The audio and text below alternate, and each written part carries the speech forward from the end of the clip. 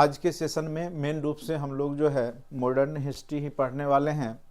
और पिछले क्लास में हम लोगों ने चंपारण सत्याग्रह तक पढ़ाई कर लिया था।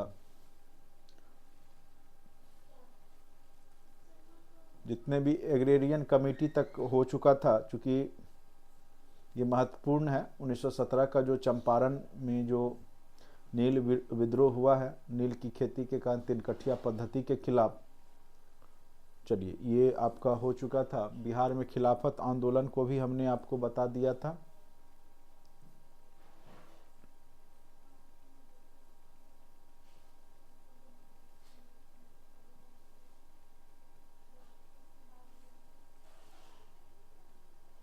चलिए यहां से शुरू करते हैं।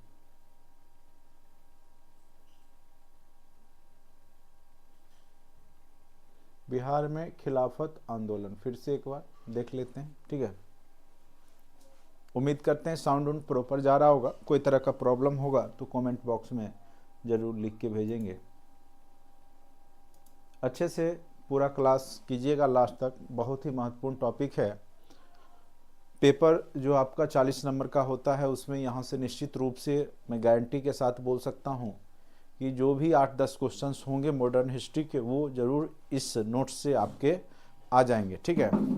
इसीलिए आप लोग थोड़ा सा ध्यान दे लीजिए। अब है सबसे पहले हम लोग जो शब्द है यहाँ लिखा हुआ है, देख ही रहे होंगे आप लोग, बिहार में खिलाफत आंदोलन, ठीक है।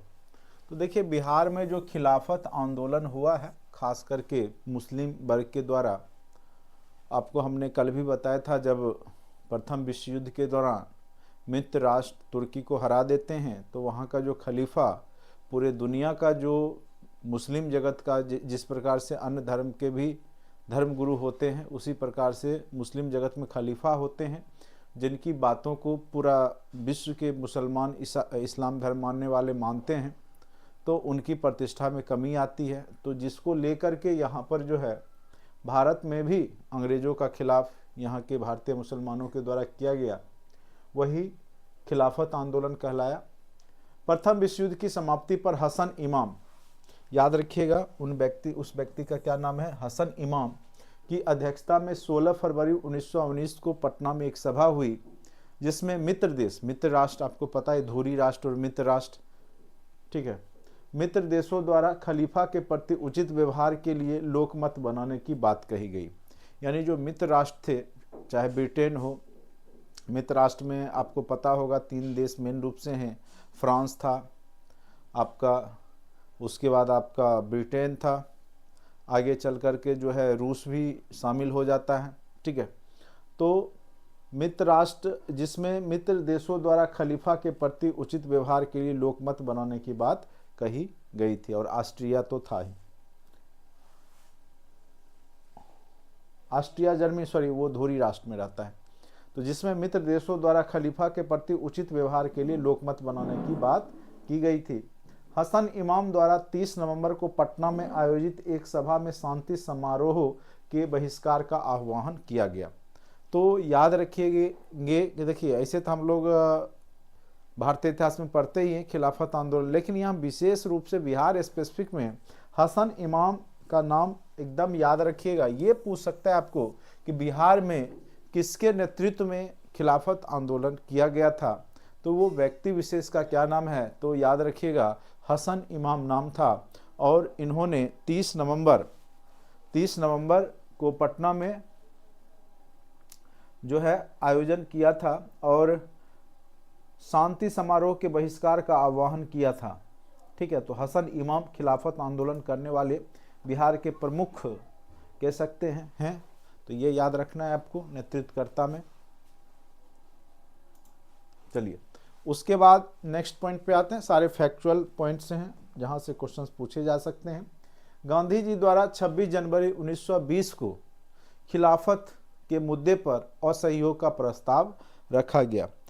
तो पहले आपका जब खिलाफत आंदोलन शुरू हुआ प्रथम विश्व युद्ध के लास्ट यानी 1919 के लास्ट में, तो गांधी जी ने इस मौका को हिंदू मुस्लिम एकता के रूप में देखा और हिंदू मुस्लिम एकता के लिए उन्होंने असहयोग करना शुरू कर दिया अंग्रेजों का और असहयोग आंदोलन की नींव डाली। आपको पता होगा संघर्ष विराम संघर्ष की नीति रही है गांधी जी की। तो यह एक जो है असहयोग की जो नीति थी, तो एक प्रकार का एक्सपेरिमेंट भी था गांधी जी का अंग्रेजों के खिलाफ। तो असहयोग का प्रस्ताव भी पूछ सकता है आपको, कब रखा गया था? तो 26 जनवरी 1920 को खिलाफत के मुद्दे पर ही असहयोग का प्रस्ताव रखा गया, जिसको 29 जनवरी को मौलाना आज़ाद ने समर्थन दिया था। और हिंदू मुस्लिम कांग्रेस और जो मुस्लिम लीग है दोनों मिल करके यहाँ पर खिलाफत और असहयोग आंदोलन दोनों साथ साथ किए जाते हैं यहाँ पर अंग्रेजों के खिलाफ में।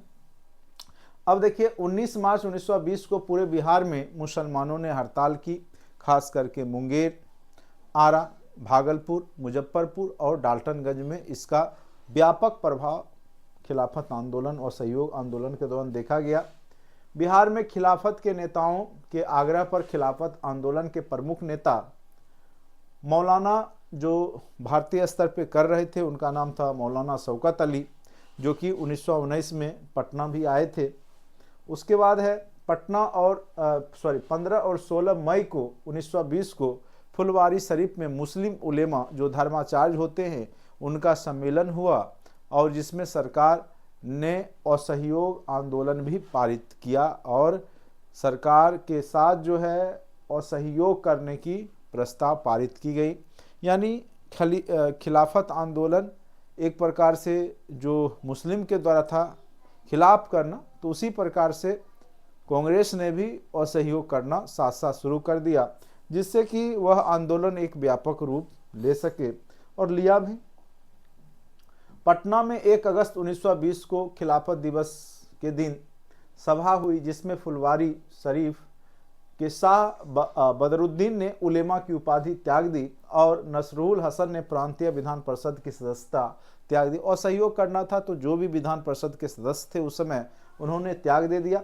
फुलवारी के शहाबुद्दीन ने शमसुल उलेमा की उपाधि जो थी उसको त्याग दिया। शाह सुलेमान ने अवैतनिक दंडाधिकारी का जो पद था उसको छोड़ दिया, जबकि वकील मोहम्मद जुबैर, ये पूछ सकता है कि किसने अपनी वकालत छोड़ दी थी असहयोग आंदोलन के दौरान, ठीक है, ये क्वेश्चन पूछा हुआ है। तो मोहम्मद जुबैर जो है ये एक वकील थे, मैक्सिमम उस समय बड़े बड़े नेता वकील ही हुआ करते थे। तो उन्होंने, चूंकि वकील को कानून के बारे में ज्ञान होता है, तो वो लोग अच्छी समझ रखते थे, तो अंग्रेजों का खिलाफ भी करते थे। तो मोहम्मद जुबैर जो वकील है उन्होंने असहयोग आंदोलन के दौरान अपनी वकालत छोड़ दी थी, ठीक है। बिहार में असहयोग आंदोलन, चूंकि भारतीय स्तर पे हम जानते ही अगस्त में असहयोग आंदोलन शुरुआत हुआ था, बिहार में भी वही समय है। अगस्त 1920 में बिहार में प्रांतीय राजनीतिक सम्मेलन की बैठक जब हुई तो राजेंद्र प्रसाद के सभापतित्व में भागलपुर में हुआ वो बैठक, खास करके बिहार का जो असहयोग की शुरुआत हुई तो उसका दिशा निर्देश या नेतृत्व में राजेंद्र प्रसाद की भूमिका रही, जिसमें गांधी जी के प्रस्ताव का अनुमोदन किया गया। और बिहार में सच्चिदानंद सिन्हा और हसन इमाम गांधी जी के इस प्रस्ताव के विरोधी थे। बिहार में सच्चिदानंद सिन्हा और हसन इमाम गांधी जी के इस प्रस्ताव के विरोधी थे, यानी सभी लोग असहयोग आंदोलन से जो है समर्थन में नहीं थे। कुछ लोग विरोध भी किए थे शुरुआती दौर में, लेकिन आगे चल करके सबने साथ दिया। ब्रज किशोर प्रसाद के सुझाव पर स्वराज के मुद्दे को भी असहयोग आंदोलन में सम्मिलित कर दिया गया, जो कि राष्ट्रीय असहयोग आंदोलन का हिस्सा नहीं था, ठीक है। तो पूरे राष्ट्रीय स्तर पे जो असहयोग आंदोलन हुए उसमें स्वराज का मुद्दा कुछ भी नहीं था, लेकिन बिहार में ब्रज किशोर प्रसाद के द्वारा स्वराज के मुद्दे को भी यहाँ पर तुल दिया गया था। दिसंबर 1920 में नागपुर अधिवेशन में कांग्रेस पार्टी द्वारा आधिकारिक रूप से तय किए जाने से पहले बिहार में असहयोग आंदोलन शुरू करने का दबाव बढ़ गया था। जिन किसानों ने कुछ क्षेत्रों में जमींदार के खिलाफ आंदोलन किया था, वे स्वामी विद्यानंद के अधीन कुछ समय के लिए कांग्रेस से जुड़ गए और आंदोलन में भाग लिए। अब देखिए, एक किसान नेता है उस समय स्वामी विद्यानंद, ये पूछेगा तो ये मेन रूप से दरभंगा क्षेत्र से जुड़े हुए थे, ठीक है, और उन्होंने किसान आंदोलन में बहुत बड़ी भूमिका निभाई है विद्यानंद। तो ये याद रखिएगा, यहाँ पे एक महत्वपूर्ण नाम है किसान नेता विद्यानंद जी का, जो कि कहाँ से थे, तो दरभंगा के क्षेत्र से किसान आंदोलन कर रहे थे और उन्होंने भी असहयोग आंदोलन में भूमिका निभाई। असहयोग आंदोलन के क्रम में बिहार के कई नेताओं ने विधायिका के चुनाव में अपनी उम्मीदवारी वापस ले ली, क्योंकि मेन उद्देश्य असहयोग आंदोलन का असहयोग करना ही होता है।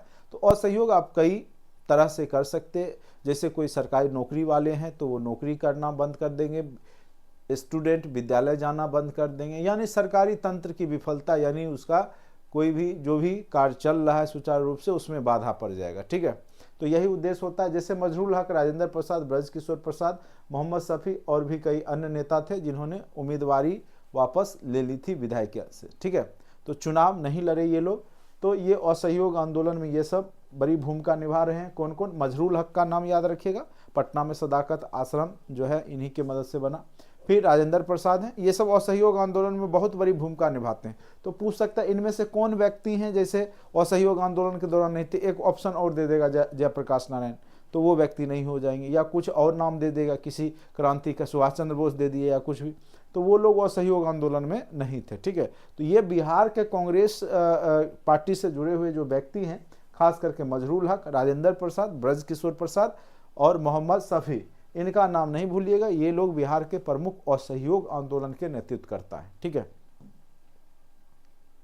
छात्रों द्वारा स्कूल कॉलेजों, देखिए वही चीज हमने बोला कि आप असहयोग कैसे कर सकते हैं। तो जो छात्र हैं वो स्कूल से अपना नाम कटवा लेंगे, स्कूल नहीं जाएंगे, कॉलेज में जो प्रोफेसर है वो पढ़ाना बंद कर देंगे। ठीक है, यानी कई स्तर से इसका विरोध यहाँ पे असहयोग किया जाने लगा। मोहम्मद फजलुल रहमान, राजेंद्र प्रसाद ने मिलकर 5 जनवरी 1921 को पटना गया मोड़ पर बिहार राष्ट्रीय महाविद्यालय, यानी जो अंग्रेजों के द्वारा या संचालित विद्यालय था उसमें बच्चे जाना बंद कर दिए, और जो नेता थे उन्होंने अपना एक विद्यालय बनाना शुरू किया। बिहार राष्ट्रीय महाविद्यालय की स्थापना पटना गया मोड़ पर किया गया। राजेंद्र प्रसाद इसके प्रधानाचार्य या प्राचार्य बने थे। तो ये भी क्वेश्चन पूछ सकता है कि बिहार राष्ट्रीय महाविद्यालय की स्थापना जो की गई तो उसके प्रथम जो आचार्य या प्राचार्य कौन बने थे, तो डॉक्टर राजेंद्र प्रसाद 5 जनवरी 1921 को बने थे, और ये असहयोग आंदोलन के दौरान ही बने थे, आपको पता ही होगा। मजरूल हक ने दीघा के पास अपने मित्र, ये बहुत ही महत्वपूर्ण लाइन है, बीपीएससी कई बार यहाँ से क्वेश्चन पूछ चुका है। ठीक है, मजरूल हक जिन्होंने कि अपना मित्र खेरू मियाँ जो उनको दान में दिया था जमीन, उस पर सदाकत आश्रम, अभी भी आप देखिएगा पटना में है ही सदाकत आश्रम, आप घूम भी सकते हैं। तो मजरूल हक की उसमें बहुत बड़ी भूमिका है। उनका मित्र था, उनका नाम था खेरू मियाँ, उन्होंने ज़मीन दिया था, उसी ज़मीन पे जो है सदाकत आश्रम की नींव डाली गई थी मजरूल हक के द्वारा। तो कई बार क्वेश्चन पूछेगा कि सदाकत आश्रम का निर्माण किसने करवाया था, तो मजरूल हक का नाम नहीं भूलिएगा, बहुत ही महत्वपूर्ण यहाँ से फैक्ट है आपका, कई बार क्वेश्चंस पूछे जा चुके हैं। अब आते हैं 6 फरवरी 1921 को गांधी जी द्वारा राष्ट्रीय महाविद्यालय के प्रांगण में ही बिहार विद्यापीठ का उद्घाटन किया गया। तो वो भी सदाकत आश्रम के बगल में ही बिहार विद्यापीठ भी है। तो वहीं पे गांधी जी आए और 6 फरवरी 1921 को राष्ट्रीय महाविद्यालय की नींव डाली, और इसके कुलाधिपति किसको बनाया गया, तो मजरूल हक, चूँकि उन्हीं के द्वारा वहाँ पे सदाकत आश्रम भी बनाए गए, बिहार विद्यापीठ भी बनाया गया, तो कुलाधिपति भी उन्हीं को बनाया गया, और कुलपति जो बने थे वो ब्रजकिशोर प्रसाद बने थे। अभी भी आप सदाकत आश्रम के पास जाइएगा तो वहाँ बिहार विद्यापीठ दिखेगा, और उसमें उनके जो अवशेष हैं कुछ आज भी जो भी उस समय के रखे हुए हैं। ठीक है, राष्ट्रीय भावना का प्रसार और सहयोग कार्यक्रम का प्रचार और हिंदू मुस्लिम एकता का उपदेश देने हेतु 30 सितंबर 1921 को मजरूल हक के द्वारा सदाकत आश्रम से द मदरलैंड, ये क्वेश्चन भी बीपीएससी पूछ चुका है कि द मदरलैंड नामक जो अखबार था उसको किसने निकाला था। ये क्वेश्चन अत्यंत ही महत्वपूर्ण है, तो याद रखिएगा जो द मदरलैंड है उसको सदाकत आश्रम से ही निकाला गया था। किसके द्वारा, तो मजरूल हक के द्वारा ही निकाला गया था। अत्यंत ही महत्वपूर्ण ये आपका लाइन है, राष्ट्रीय भावना के प्रसार हेतु ऐसा किया गया था द मदरलैंड। ये क्वेश्चन बीपीएससी 2 बार अभी तक पूछ चुका है, हो सकता है कि आपके एग्जाम में भी पूछ दे। तो द मदरलैंड मजरूल हक, मौ से मदरलैंड, मौ से मजरूल हक, याद रखिएगा कहीं याद रह जाए मेरा बात। बिहार प्रांतीय कांग्रेसी समिति द्वारा 27 नवंबर 1921 की बैठक में बिहार कौमी सेवक दल की स्थापना की गई। तो ये पूछ सकता है कि कब किया गया, तो 1921 में ही असहयोग आंदोलन के दौरान ही बिहार में कौमी सेवक, या पूछ सकता है कि कौमी सेवक दल की स्थापना किस आंदोलन के दौरान की गई, यही क्वेश्चन क्रिएट कर सकता है यहाँ से बीपीएससी। तो वो आपका असहयोग आंदोलन के दौरान, जैसे कई बार पूछा आजाद दस्ता किस आंदोलन के द्वारा तैयार किया गया था या बनाया गया था, तो भारत छोड़ो आंदोलन के द्वारा बनाया गया था, जयप्रकाश नारायण के द्वारा बनाया गया था। तो उसी प्रकार से यहाँ पूछ सकता है कौमी सेवक दल किस आंदोलन के दौरान बनाया गया था, तो याद रखिएगा असहयोग आंदोलन के दौरान बनाया गया था। ठीक है। आदेश अखिल भारतीय कांग्रेसी समिति की वर्किंग कमेटी द्वारा प्राप्त हुआ था, जो बनाने का आदेश था। नवंबर 1920 के मध्य में शाहाबाद के जो डुमराव जगह है, शाहाबाद भोजपुर उधर ही पड़ता है, नशाबंदी के लिए आंदोलन किया गया तथा सभी से नशाखोरी से दूर रहने की अपील की गई। तो ये पूछ सकता है कि नशाबंदी आंदोलन कहाँ किया गया, तो शाहाबाद याद रखेंगे। ठीक है। असहयोग आंदोलन में भागलपुर जिले में दीप नारायण सिंह, ये भी अब देखिए असहयोग आंदोलन में पूछ सकता है कि भागलपुर के जो प्रमुख नेता हैं उनका नाम क्या है, तो दीप नारायण सिंह। मुंगेर जिला में मोहम्मद जुबेर, जो कि बिहार के प्रथम कह सकते हैं प्रधानमंत्री के रूप में भी बनते हैं। उसके बाद मुजफ्फरपुर जिला से मोहम्मद शफी महत्वपूर्ण भूमिका असहयोग आंदोलन के दौरान निभाते हैं, चूँकि ये लोग खिलाफत आंदोलन पहले से कर ही रहे थे। आगे चल करके खिलाफत को ही गांधी जी ने सपोर्ट किया और फिर वो असहयोग आंदोलन में बदल जाता है। उसके बाद ये क्वेश्चन इस बार भी 70वीं बीपीएससी में भी पूछा है और आपके भी टीआरई के पेपर 1 में आपको निश्चित रूप से यहाँ से क्वेश्चन पूछते आया है और पूछेगा कि जो कांग्रेस का 30वां अधिवेशन है वो कहाँ पे हुआ था, तो गया में हुआ था, 1922 ईस्वी में हुआ था। और इसके अध्यक्ष का नाम नहीं भूलिएगा, इसके अध्यक्ष थे देशबंधु चित्तरंजन दास। चित्तरंजन दास, ये क्वेश्चन भी पूछा हुआ कि इनमें से किन्हें देशबंधु की उपाधि, जैसे बिहार केसरी कई बार पूछ चुका है, वो श्री कृष्ण सिंह को मिला है, उसी प्रकार से एक बार देशबंधु भी पूछ चुका है कि देशबंधु किसको कहा गया है, तो चित्तरंजन दास जी को कहा गया है। और वो कांग्रेस का जो 1922 में अधिवेशन हुआ था गया में, ठीक है, तो उसमें इन्होंने अध्यक्षता की थी। अत्यंत ही महत्वपूर्ण लाइन है, आपके एग्जाम के दृष्टिकोण से पूछ चुका है, पूछेगा। तो जो भी मैं बोल रहा हूँ कि पूछ चुका है, तो निश्चित रूप से आपको कहीं ना कहीं वो क्वेश्चन फिर से आपको देखने को मिलेगा, इस बात का फुल गारंटी है। ठीक है। चलिए, बिहार में फरवरी 1923 में, अब देखिए पूछेगा कि बिहार में स्वराज दल की स्थापना कब हुई थी, तो याद रखिएगा फरवरी 1923 में। और इसके प्रमुख नेता जो थे, और ये क्वेश्चन आपके टेस्ट में भी था कि स्वराज दल की स्थापना बिहार में किसने की थी, तो श्री कृष्ण सिंह के द्वारा स्वराज दल शाखा की स्थापना की गई थी, जो 50 ऑब्जेक्टिव क्वेश्चन में करा रहा था, उस दिन ये क्वेश्चन आया था। तो इसी तरीका से क्वेश्चन क्रिएट किए जाते हैं थ्योरी में से ही, और वो निश्चित रूप से आपके एग्जाम में भी आपको जो है पूछे जाते हैं उस तरह के प्रश्न। तो आप भी थ्योरी से क्वेश्चन क्रिएट करते हुए पढ़ाई कीजिए, एक बार में आप अच्छे से टीचर बन जाएंगे, कहीं कोई दिक्कत आपको नहीं होगा। ठीक है। और ये नॉलेज आपको आगे भी काम आएगा, बहुत जगह काम आएगा। प्रशासनिक सेवा भी कई लोग तैयारी करते हैं, तो वहाँ भी जो लोग टीआरई के एग्ज़ाम से जुड़े वो लोग प्रशासनिक सेवा में भी अच्छा प्री में अच्छा करके आ रहे हैं। तो ये पढ़ा हुआ आपको सब जगह काम आएगा, इसलिए पढ़िए, मन से पढ़िए, जो होना होगा होगा। अब देखिए ये क्वेश्चन जो है बरहिया टाल वाला क्वेश्चन है, बकास्त, ये भी क्वेश्चन कई बार पूछ चुका है। अब देखिए बकास्त आंदोलन क्या था कि जिस बकास्त उस भूमि को कहा जाता है जिसका टैक्स किसान नहीं दे पाते थे, तो अंग्रेज लोग टैक्स ना देने के एवज में उस जमीन को अपने पास उसका कागज रख लेते थे। ठीक है, यानी वो किसान से ज़मीन उनकी हो जाती थी, अंग्रेज का, जो टैक्स नहीं दे पाते थे। तो वैसे भूमि को बकास्त भूमि कहा जाता था।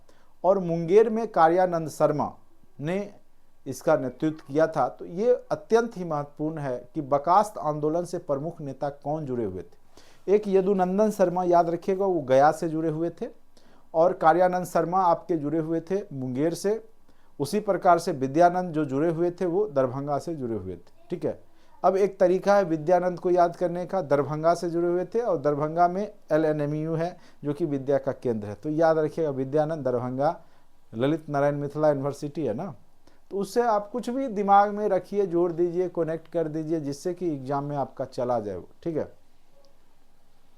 अब देखिए 1931 ईस्वी में बेगूसराय में गोलीकांड हुआ और उसके नेता रहे रघुनाथ ब्रह्मचारी, ठीक है। चलिए 1931 में गंगा शरण सिन्हा, राम वृक्ष बेनीपुरी और रामनंद मिश्र आदि ने बिहार, अब देखिए ये क्वेश्चन पूछ सकता है कि बिहार सोशलिस्ट पार्टी की स्थापना कब हुई थी, ठीक है। तो याद रखिएगा बिहार सोशलिस्ट पार्टी की स्थापना जो है 1931 ईस्वी में हुई थी, और ये क्वेश्चन कई बार पूछ चुका है। और औपचारिक रूप से गठन की बात करेंगे तो वो आपका हुआ है 1934 ईस्वी में। सिंपल ऐसे पूछ दे बिहार सोशलिस्ट नामक पार्टी का संगठन कब बनाया गया, तो याद रखिएगा वो कई बार 1934 ऑप्शन में ना दे करके 1931 देता है, और 1931 देखिए कई बार कंफ्यूजन हो जाता है कि जैसे यहाँ पे भी देखिए एक लाइन है बिहार सोशलिस्ट पार्टी, ठीक है। तो कई बार बीपीएससी 1934 आंसर देता है, कई बार 1931 देता है, तो थोड़ा सा शब्द में डिफरेंस होता है, ठीक है। देखिए यहाँ क्या लिखा हुआ है कि 1931 ईस्वी में गंगा शरण सिन्हा, राम वृक्ष बेनीपुरी और रामानंद मिश्र आदि ने बिहार सोशलिस्ट पार्टी नामक एक संगठन बनाया।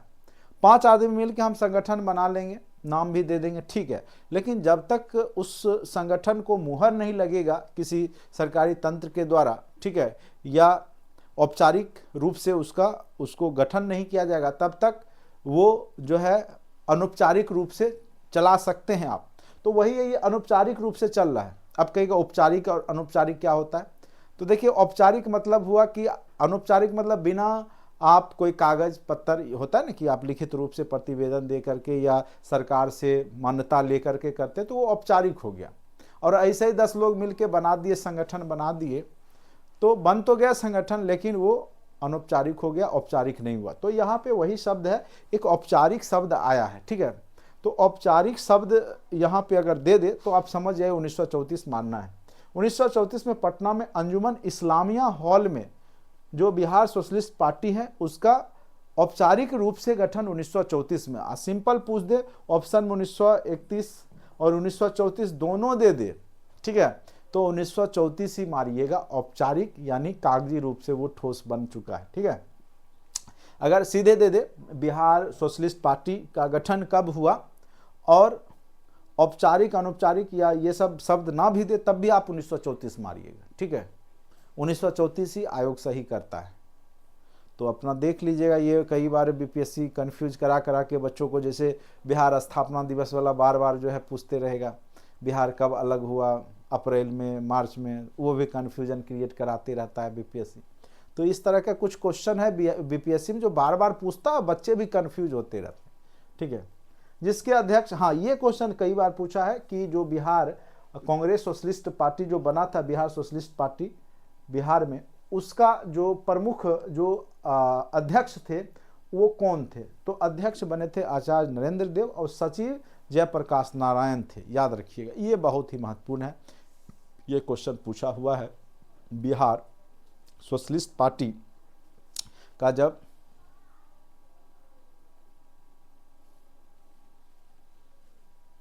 मेरे यहाँ गोली नहीं चलता है और चलेगा क्यों नहीं, ठीक है।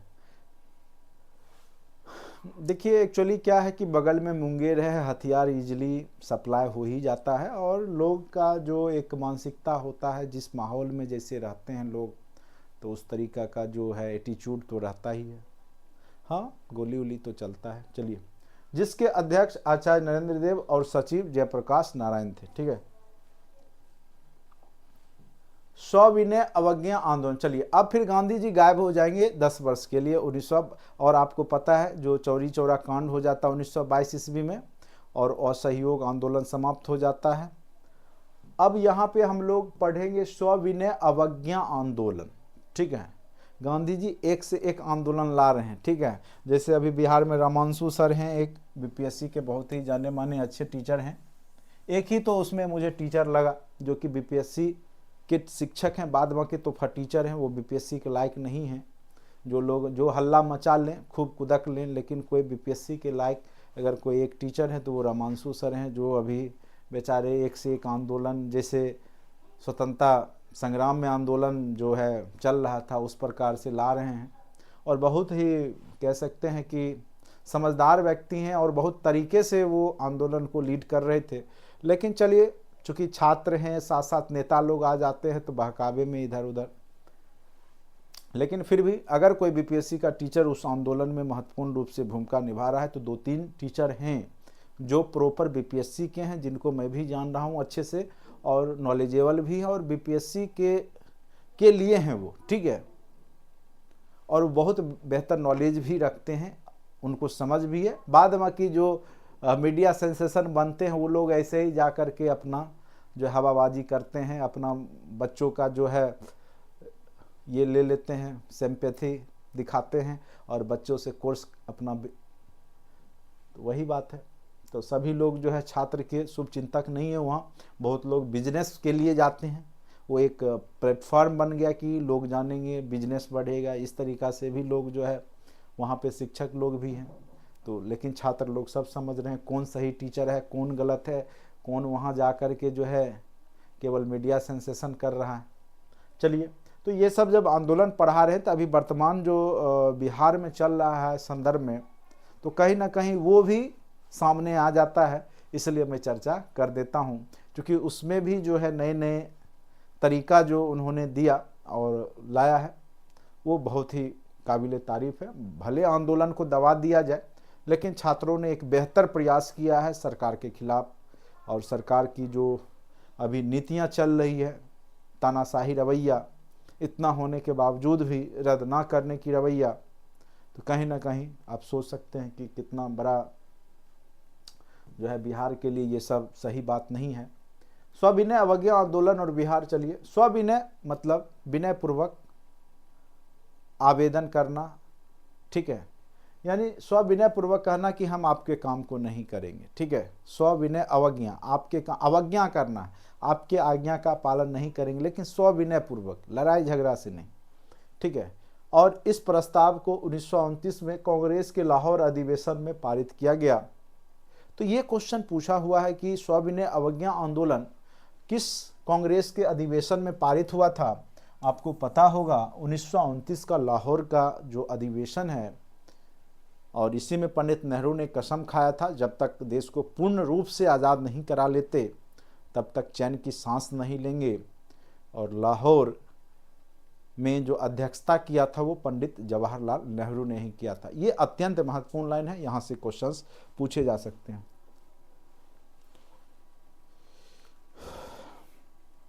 जो लोग इधर कोर्स लिए परेशान ना हो, आप व्हाट्सएप कर देंगे, आपको फिर नए कोर्स से ऐड कर देंगे।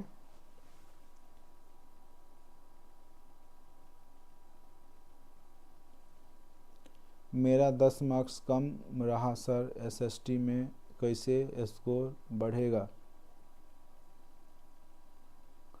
स्कोर बढ़ेगा, सिलेबस को आप देख ही रहे हैं।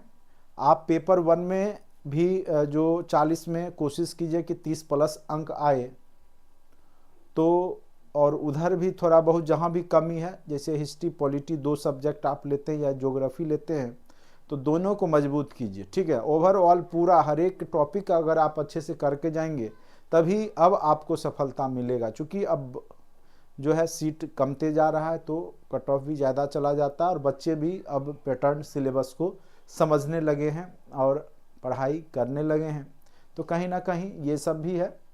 पढ़ते रहिए, मेहनत करते रहिए, स्कोर ज़रूर बढ़ जाएगा। विश्वास रखिए अपने ऊपर। टेस्ट लास्ट में मैं करवाऊंगा, जब फॉर्म का डेट आ जाएगा, जब फॉर्म निकल जाएगा तो 10 सेट में करवाऊंगा, 10 सेट का सॉल्यूशन भी करवा दूंगा। टेस्ट पे ज़्यादा दिमाग मत लगाइए, और टेस्ट जो ऑलरेडी है स्टैटिक पोर्शन वाला कर लीजिए, करेंट अफेयर्स उसको छोड़ दिया कीजिएगा। बाकी टेस्ट है उसमें वो भी लगाइए, और लास्ट में 10 टेस्ट में करवाऊँगा। अभी विशेष रूप से टेस्ट ना दे करके थ्योरी पे विशेष काम कीजिए। और बीपीएससी में टेस्ट ज़्यादा देने की चीज़ नहीं होती है, टेस्ट 10 टेस्ट काफ़ी होता है, उससे ज़्यादा देना भी नहीं चाहिए।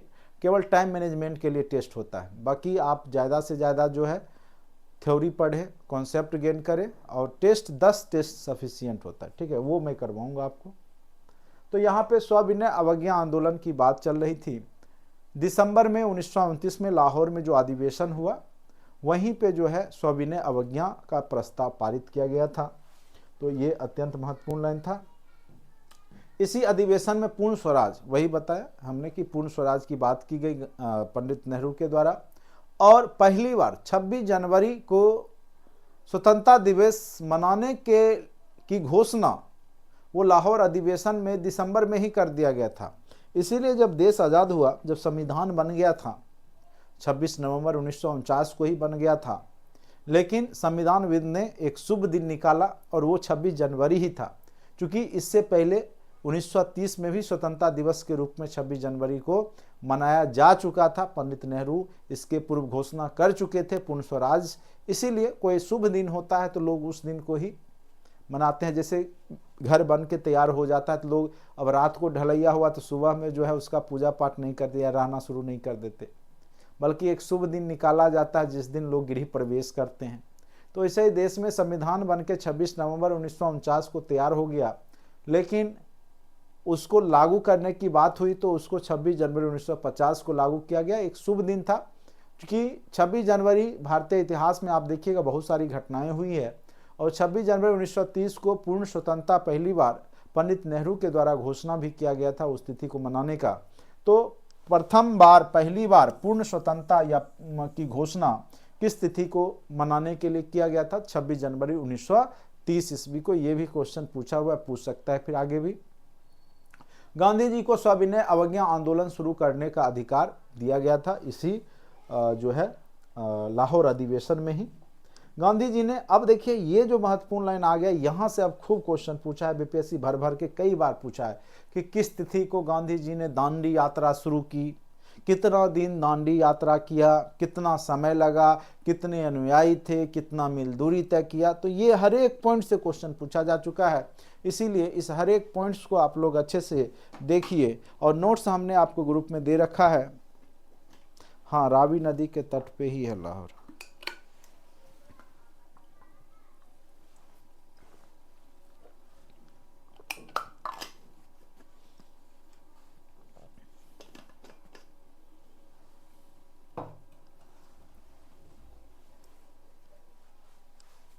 देखिए ये सब रिवीजन का चीज़ है, बार बार पढ़िएगा तो याद रहता है। कहानी सिस्टमेटिक होना चाहिए हिस्ट्री का, तो कहीं आपका क्वेश्चन नहीं जाता है। ठीक है, ये भी क्वेश्चन पूछा हुआ है कि कब हुआ था, तो 12 मार्च 1930 को गांधी जी दांडी यात्रा शुरू करते हैं, और यह नमक सत्याग्रह के नाम से भी जाना जाता है। सत्य के लिए आग्रह सत्याग्रह होता है। ठीक है, और ये जब शुरुआत किए थे तो 78 अनुयायी के साथ इन्होंने साबरमती जो आश्रम है अहमदाबाद में, वहाँ से शुरू किया था। दांडी एक जगह है जहाँ नमक तैयार किया जाता है, जो कि लगभग 240 मील दूर था। तो वहाँ तक की पैदल यात्रा गांधी जी ने किया था। तो ये सविनय अवज्ञा आंदोलन की ही घटना है, नमक सत्याग्रह भी। और ये पहुंचे थे 6 अप्रैल 1930 को, यानी टोटल 24 दिन। ये भी क्वेश्चन पूछा था कुल कितने दिन की यात्रा किए थे, तो 24 दिन की यात्रा, क्योंकि 12 मार्च को निकले, 6 अप्रैल को पहुंचे, 24 दिन की यात्रा यहाँ पे हुई थी। ठीक है, और वहाँ पे जा करके एक मुट्ठी नमक उठा करके नमक कानून तोड़ा था। अब कहिएगा गांधी जी ने नमक कानून क्यों तोड़ा, नमक ही क्यों तोड़ा? ठीक है, देखिए नमक कानून इसलिए तोड़ा गांधी जी ने, क्योंकि नमक जो है गरीब अमीर सबको बराबर यूज का चीज़ है, और उस समय नमक पे भी टैक्स लग रहा था। अब नमक में क्या टैक्स लगने की बात है? तो सोचने वाली बात थी, जो अंग्रेज लोग थे नमक पे भी टैक्स ले रहे थे, नमक भी भारतीय लोग को बनाने नहीं दिया जा रहा था, उसको भी जो है अंग्रेज बेच करके पैसे मोटे रकम कमा रहे थे। तो गांधी जी ने नमक कानून इसलिए तोड़ा क्योंकि नमक जो है, चीनी देखिए अमीर लोग ज़्यादा यूज करेंगे मीठा, गरीब लोग उतना पैसा नहीं है तो चीनी का कम यूज करेंगे। लेकिन नमक एक ऐसा वस्तु है जिसको गरीब अमीर सब लोग बराबर ही प्रयोग करते हैं। ठीक है, कोई सब्जी में ज़्यादा चीनी नमक डालेगा? कभी नहीं। तो गांधी जी बहुत समझदार थे, वो हर एक तथ्य को देखते थे। तो यहाँ पे गरीब अमीर दोनों के हक की बात थी, और दोनों की बराबर हक की बात थी। नमक कानून को गांधी जी ने तोड़ा, एक मुट्ठी नमक उठा करके, और फिर उल्लंघन किया 6 अप्रैल 1930 को। ठीक है, समुद्र तट पर। तो ये क्वेश्चन सविनय अवज्ञा आंदोलन वाला जो भी तथ्य था, इसी में से कोई ना कोई क्वेश्चन क्रिएट करके आपको पूछा होगा, जो लोग बैठे होंगे या पूछेगा। ठीक है,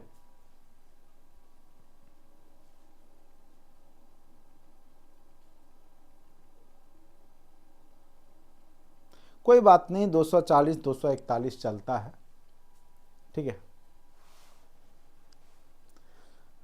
अब बीपीएससी देखिए, 240 क्या ऑप्शन में था क्या? एग्जाम के ऑप्शन में 240 भी था क्या, जो 241 ले लिया बीपीएससी? आप ये हमको बताइए कि 240 भी ऑप्शन में था और 241 भी था। इतना नज़दीक डाटा देता नहीं है। 241 दिया होगा तो 240 नहीं होगा,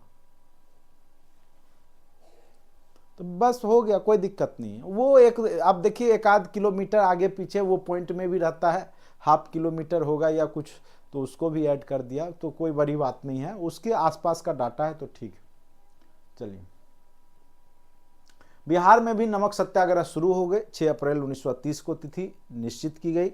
बिहार में जो नमक सत्याग्रह है वो 15 अप्रैल को चंपारण और सारण जिला में नमकीन मिट्टी, चूंकि जो नमकीन मिट्टी है उसी से नमक बना करके यहाँ पर बिहार में नमकीन मिट्टी से नमक बना करके जो इस आंदोलन की शुरुआत कब किया गया था, तो याद रखिएगा 15 अप्रैल 1930 को। ठीक है, ये क्वेश्चन पूछ सकता है कि बिहार में नमक सत्याग्रह का प्रारंभ कब हुआ, तो 15 अप्रैल 1930 को, यानी कहाँ पे, तो चंपारण और सारण जिले में नमक मिट्टी से नमक तैयार। नमकीन मिट्टी होती है जिसमें नमक की मात्रा होती है, लवणीय मिट्टी जिसको हम लोग बोलते हैं, लवण रहता है, तो उससे नमक तैयार किया गया।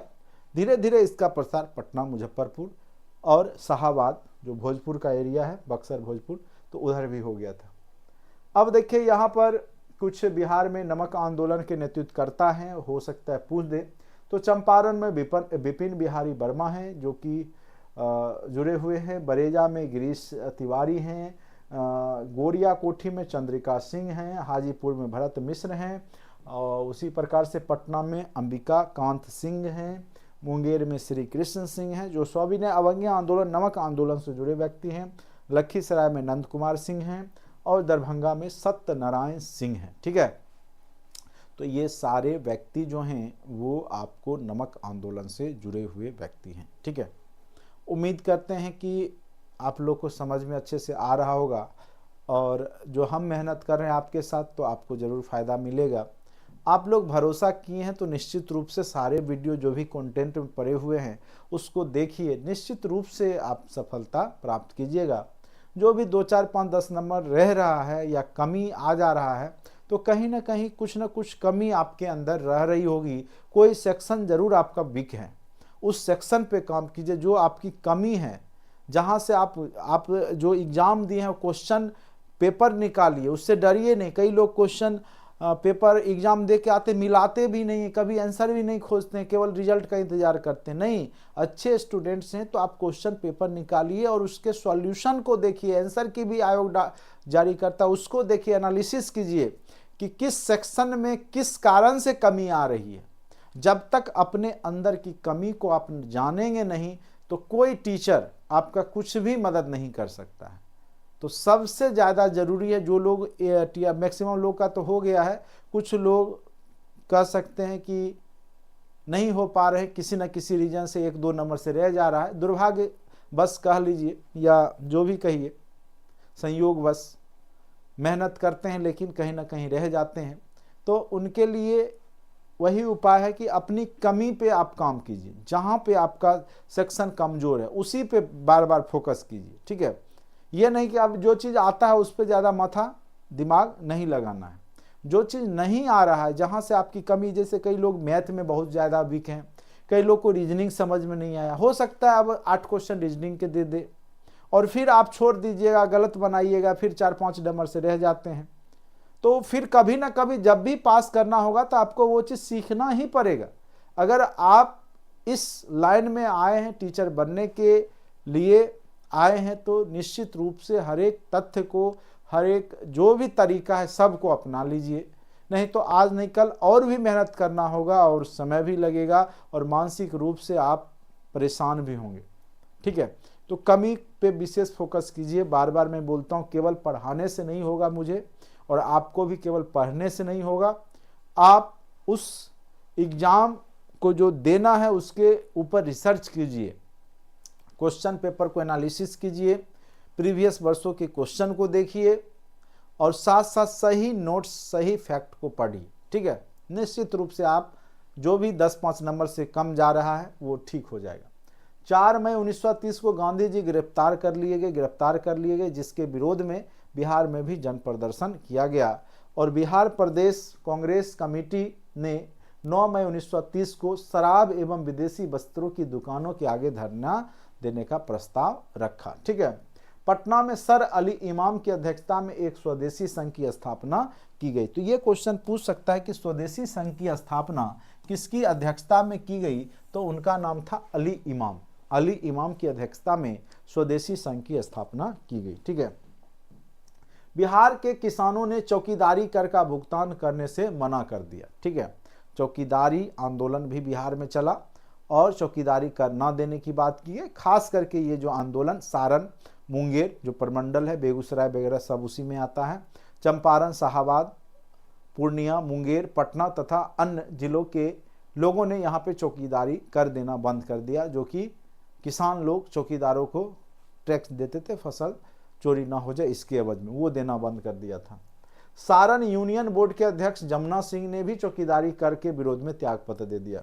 तो ये पूछ सकता है कि सारण यूनियन बोर्ड के कौन से अध्यक्ष जिन्होंने चौकीदारी कर देने का विरोध में त्यागपत्र दे दिया था, तो नाम पूछ सकता है, कोई बड़ी बात नहीं है बीपीएससी के लिए, और ऐसे ऐसे क्वेश्चन बीपीएससी क्रिएट करते आई है और करेगी। ठीक है, तो जमुना सिंह उनका नाम रहता है।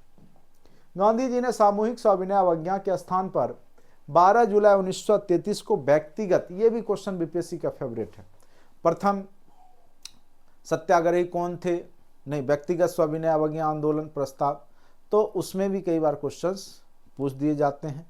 ठीक है, तो यहाँ पर 12 जुलाई 1933 को व्यक्तिगत सविनय अवज्ञा आंदोलन का प्रस्ताव रखा, किसने, तो गांधी जी ने। सामूहिक रूप से नहीं, व्यक्तिगत रूप से जिनको करना है कर सकते हैं। 7 अप्रैल 1934 को पटना में गांधी जी ने एक वक्तव्य में आंदोलन को स्थगित करने की सलाह दी। 18 मई को बिहार प्रदेश कांग्रेस कमेटी ने इसका समर्थन किया और फिर बिहार में आंदोलन स्थगित हो गया। ज़्यादा खींचते नहीं थे आंदोलन गांधी जी, एक समय पूरा हो जाता था और आपको पता ही है।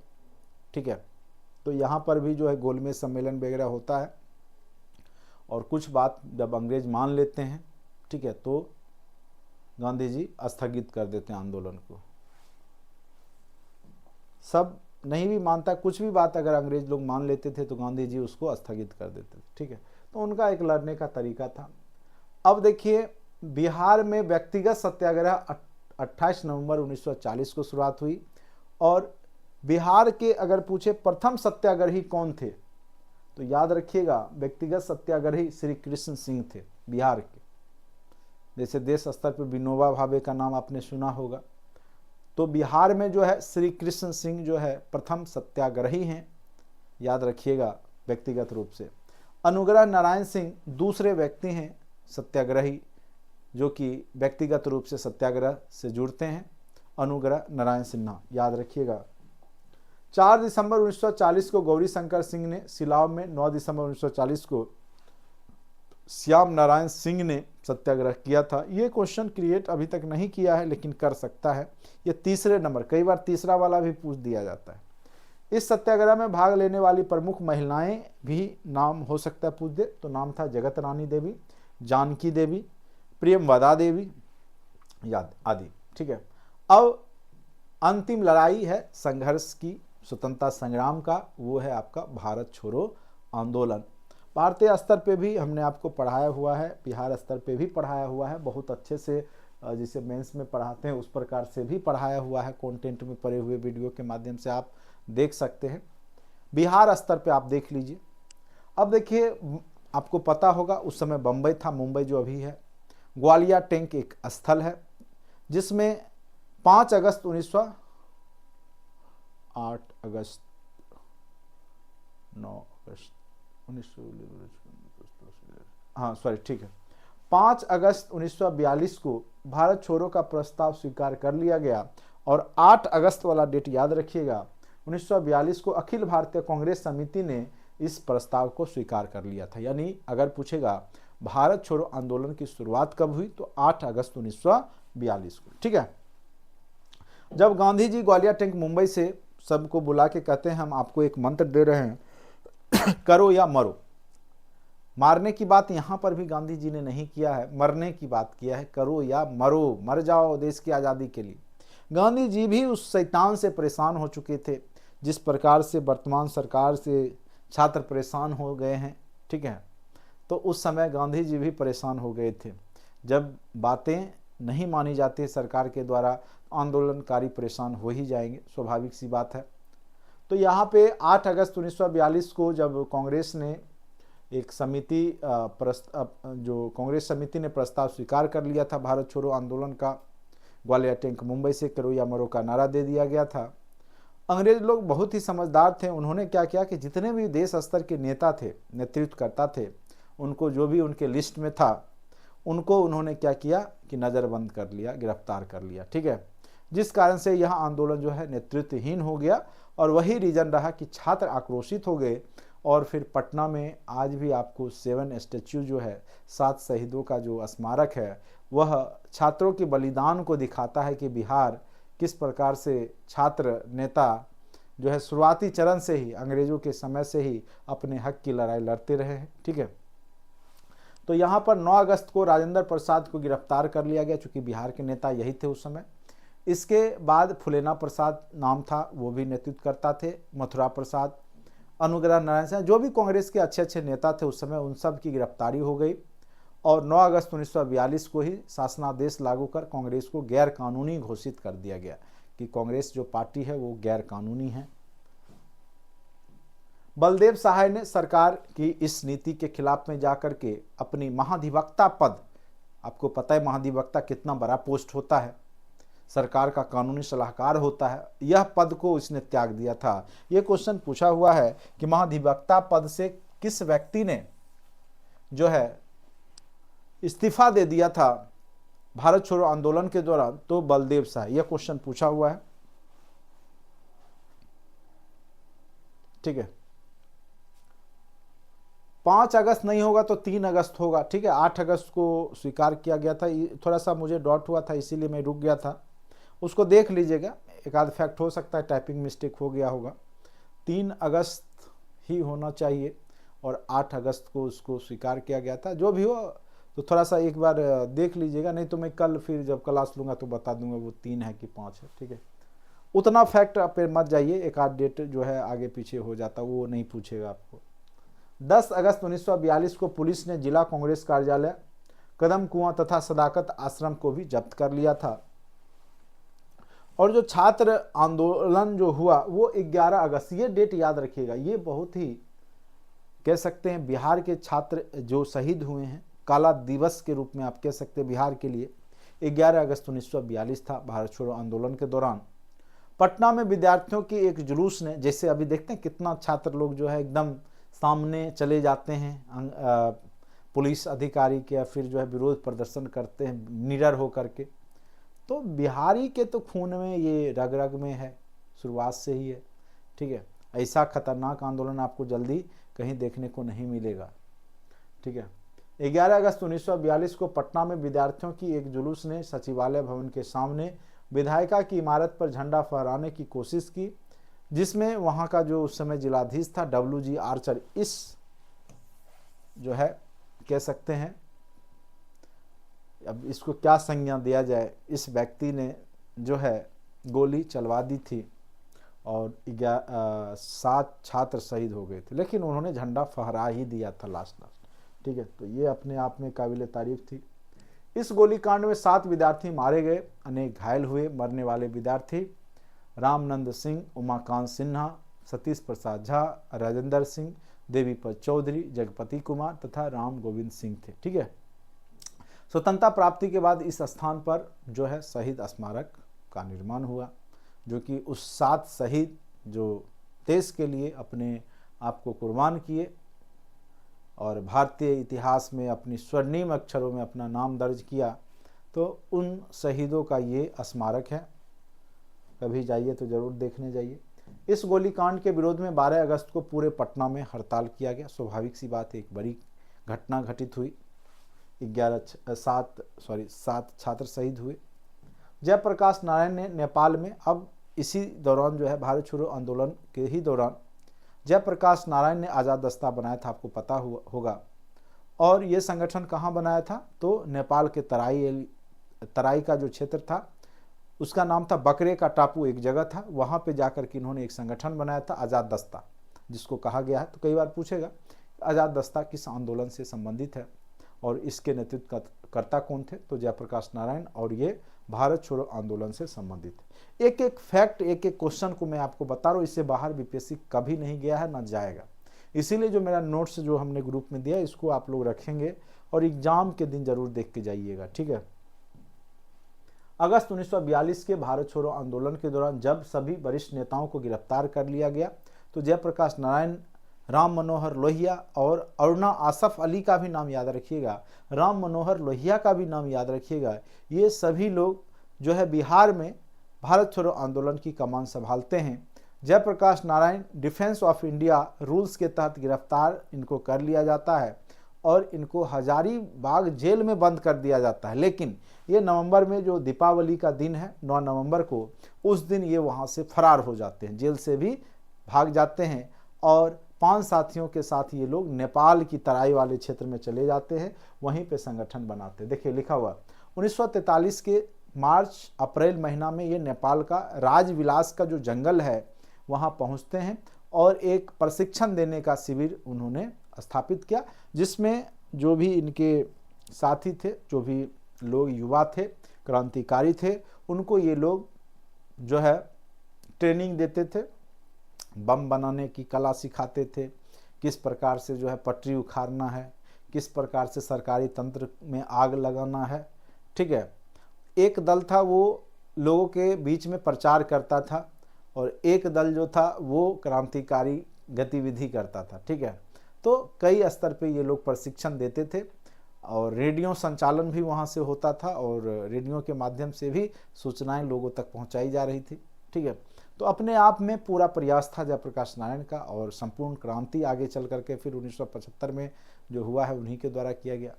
चलिए, जिसमें बिहार के 25 यानी स्वतंत्रता से पूर्व और स्वतंत्रता के बाद भी जो नेतृत्वकर्ता, जो नेता देश के लिए लड़ते रहे वो थे जयप्रकाश नारायण, ठीक है।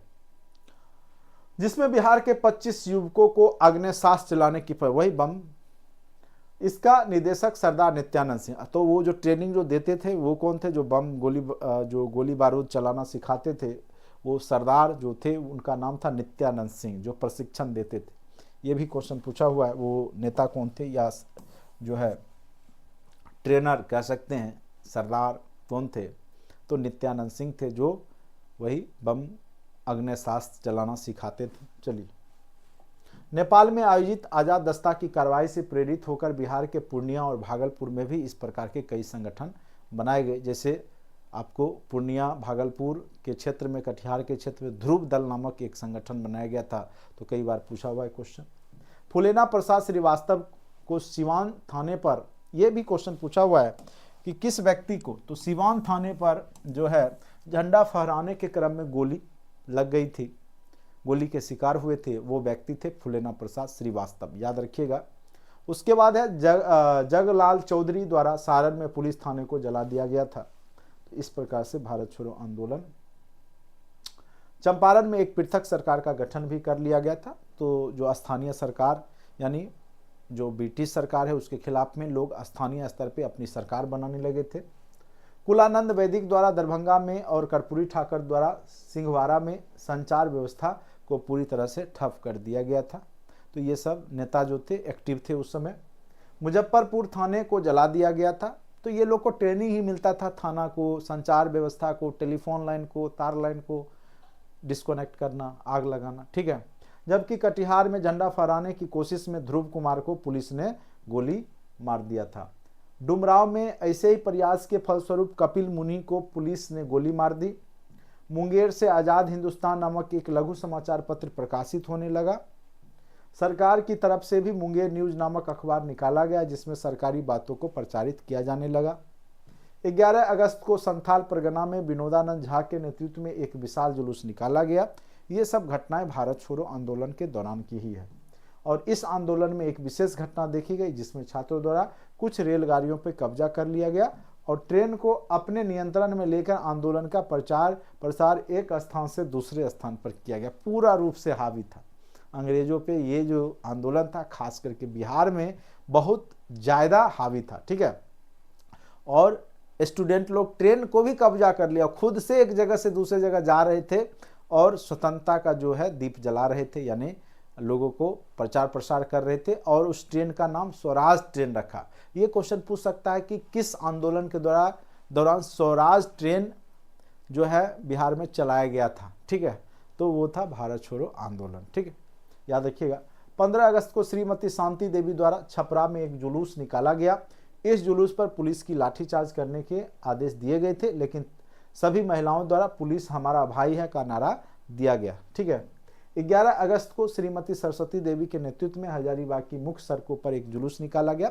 ये सब भारत छोड़ो आंदोलन में महिलाओं की भूमिका है, उनके नाम है।